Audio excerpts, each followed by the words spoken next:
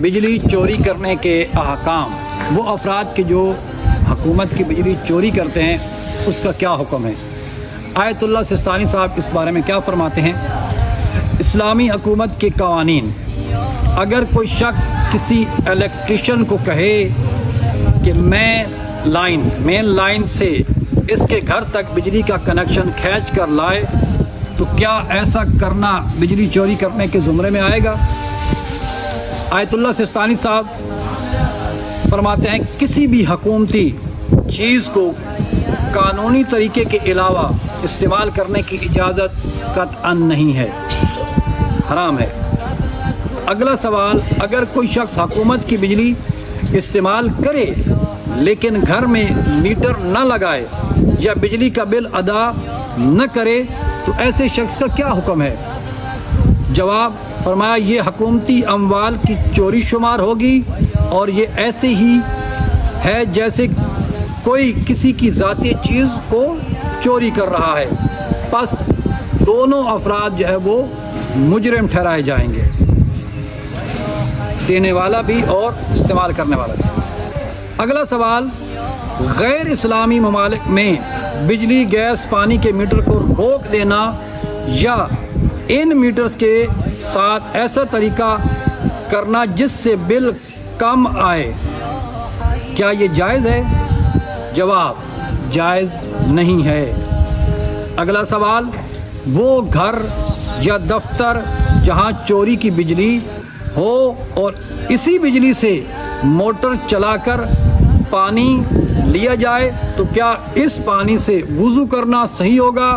जवाब, वुज़ू करना दुरुस्त है लेकिन बिजली चोरी करना हराम है। अगला सवाल, बाज़ गाड़ियों के अंदर ये तहरीर दर्ज होती है कि सिगरेट नोशी करना ममनू है, तो क्या सवारियों के लिए इसकी मुखालफत करना जायज़ है। सवाल है, अगर इस किस्म की तहरीर सवारियों पर ज़िमनी शर्त के तौर पर हो या ये तहरीर हुकूमती कानून हो जिसकी पाबंदी को हुकूमती कानून लाजिम समझता है, तो इस शर्त और कानून की पाबंदी लाजिम है और गाड़ी में सिगरेट नोशी करना जायज़ नहीं है।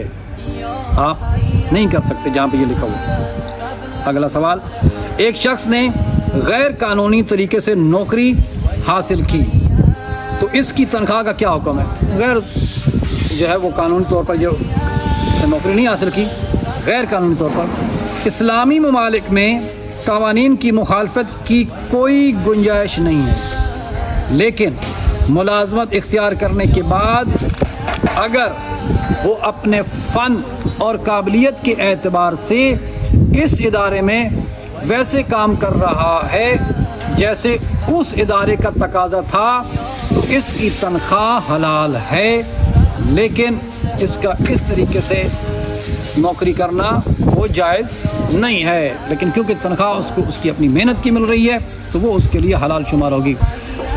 गैर मोहतरम, आखिर पर हमारा वही पैगाम कि ये आप देख रहे हैं वीडियो कि जिसमें इमाम बारगाह की तामीर हो रही है। इस इमाम बारगाह के लिए हमें 200 बोरी सीमेंट की ज़रूरत है, इसमें सरिये की ज़रूरत है, आम मोमिनीन की ताउन की अशद ज़रूरत है।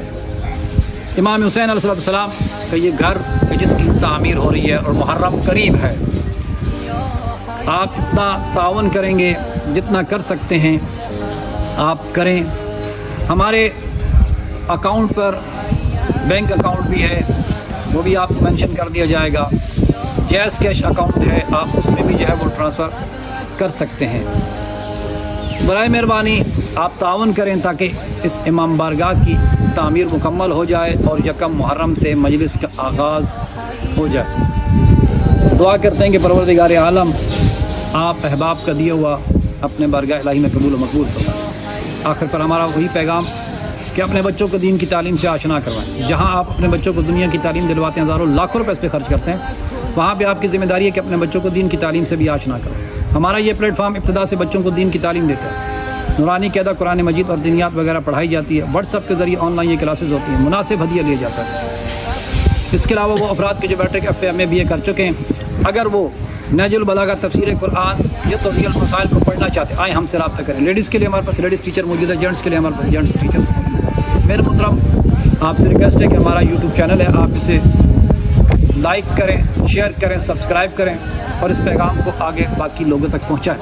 اس کے علاوہ ہمارا فیس بک پیج ہے, آپ اسے فالو کریں, لائک کریں, شیئر کریں, اس نیت سے کہ اس کا ثواب آپ کے مرحومین کو پہنچے. والسلام ورحمۃ اللہ وبرکاتہ.